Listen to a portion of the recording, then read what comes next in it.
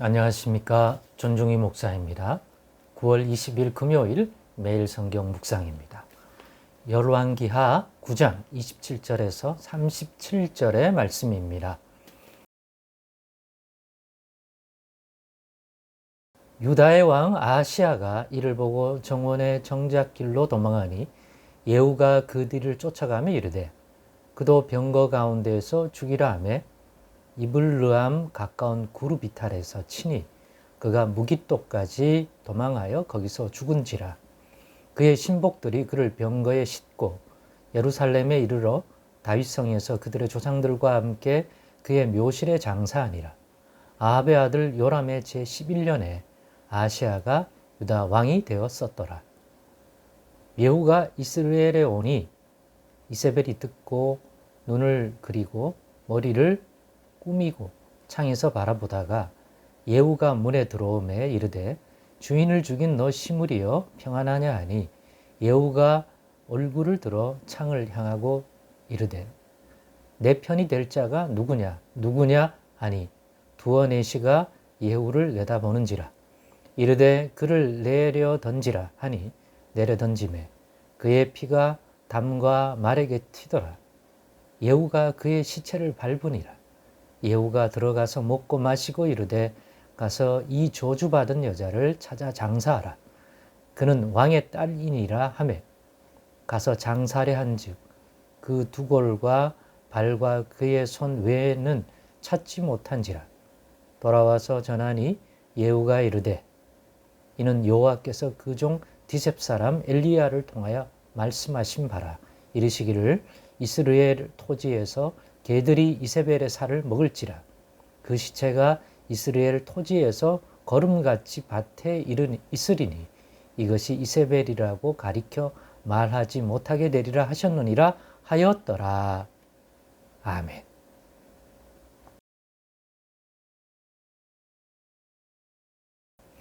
네, 오늘은 이세벨과 같은 사람은 멀리하라.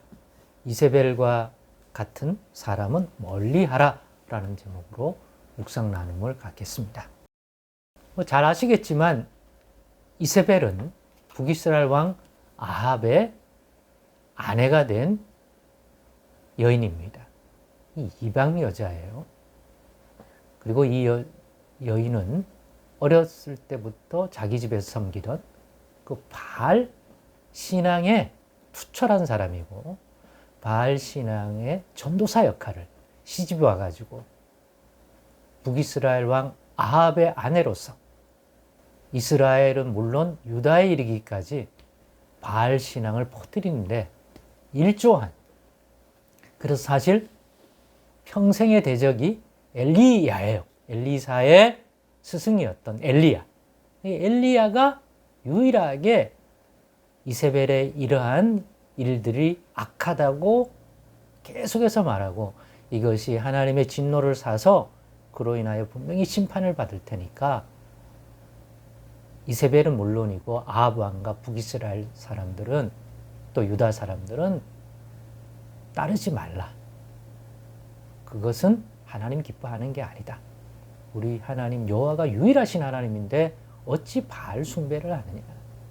그래서 바알의 제사장과 선지자들 하고 여러분이 잘 아시는 갈멜산에서 한판 승부를 벌였지 않습니까?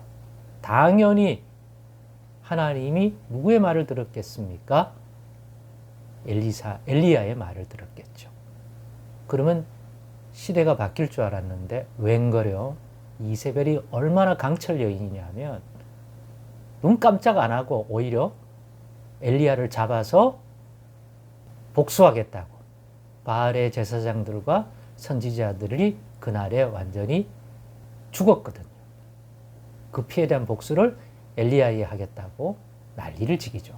그 정도로 이 바알 숭배에 깊이 빠져 있을 뿐만 아니라 그것들을 전파하는데 일선에 서 있는 그런 역할을 했던 여인인데 신분이 북이스라엘 왕 아합의 아내예요.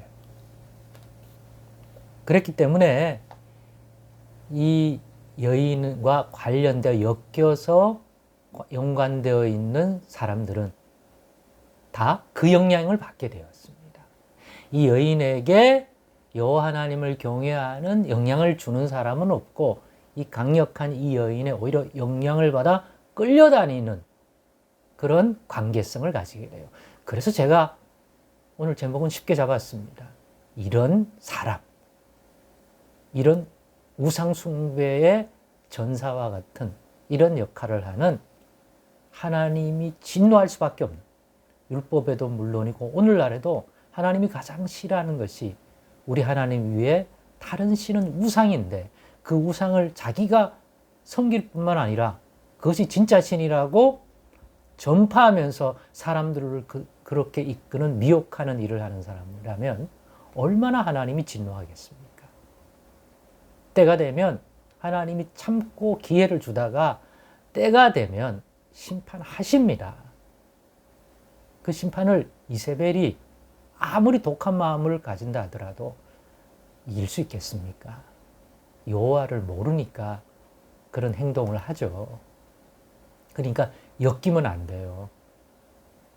그냥 엮이다는 말이 좀 그래서 표현을 안 했지만 사실은 이세벨과 엮이지 말자. 뭐 사돈 관계, 뭐 친구 관계, 뭐 이런 피치 못해서 잠깐 만날 수는 있지만 이런 식으로 어떤 친분 관계로 엮이지 말자. 이세벨 같은 우상 숭배를 강하게 하거나 또 자기만 아니라 주변에까지 그렇게 만드는 이런 삶을 사는 사람하고는 엮이지 말아야 합니다. 그래서 이런 이단들하고는 엮이면 안 돼요. 또 불신앙자와는 엮이면 안 돼요. 왜냐? 이세벨의 삶이 잘 보여주잖아요.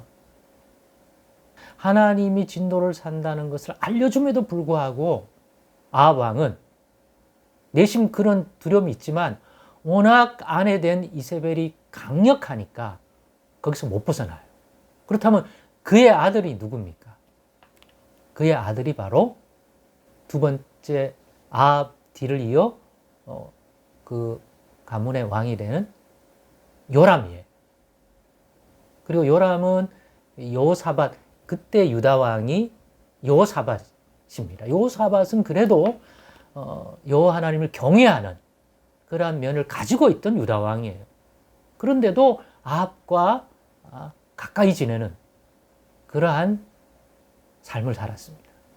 특별히 여호사밧이 잘못한 것은 그의 아들 여호람에게 이세벨의 딸을 며느리로 받아들여서 가문에 받아들인 거예요.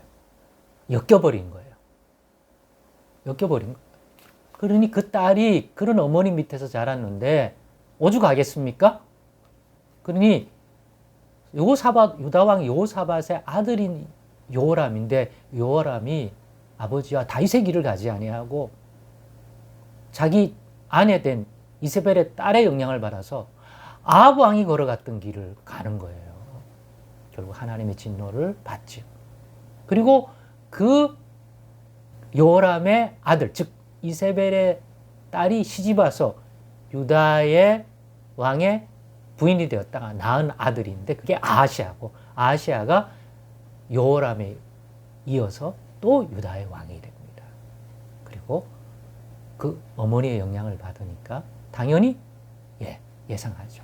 그리고 하나님의 진노를 삽니다. 그리고 오늘 아하시아도 최후를 맞이한 것을 보죠. 누구에 의해서요?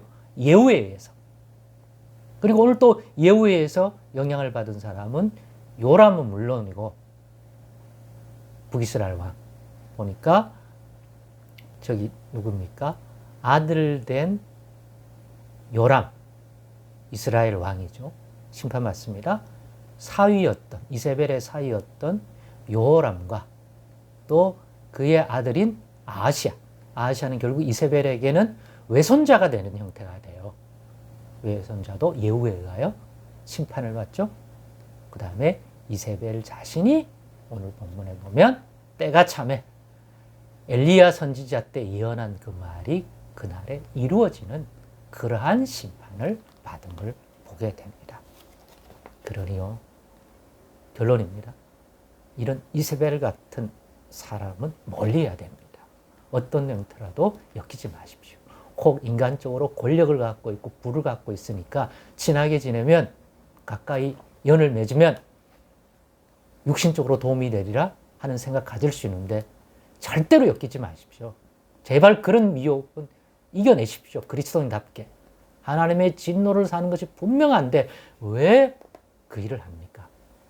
오늘의 말씀이 혹시 우리의 삶에도 있을 이러한 사람과 관계를 맺어 이세벨만 심판받는 것이 아니라 이세벨과 연관되어 동일한 영향을 받은 사람들에게도 하나님의 진노가 임하는 것을 보면서 다시 한번 교훈을 받을 수 있기를 간절히 바랍니다.